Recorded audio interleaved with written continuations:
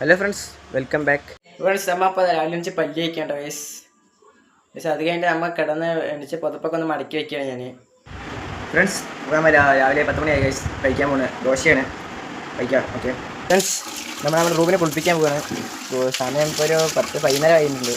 റൂമിനെ കുളിപ്പിക്കണം. പക്ഷേ അമ്മ കുളിപ്പിച്ചിരിക്കുന്നുണ്ട്. ഫ്രണ്ട്സ്, ഇപ്പോൾ സമയം 1:30 അപ്പോൾ കഴിക്കാൻ പോകുന്നു. കഴിക്കട്ടെ ഫ്രണ്ട്സ്. ചോറൊക്കെ ഉണ്ട്. അങ്ങനെ കുറച്ച് നേരം കഴിഞ്ഞ് നോക്കുമ്പോൾ ഫ്രിഡ്ജിൽ ഐസ്ക്രീം ഇരിക്കണമായിരുന്നു ഗൈസ്.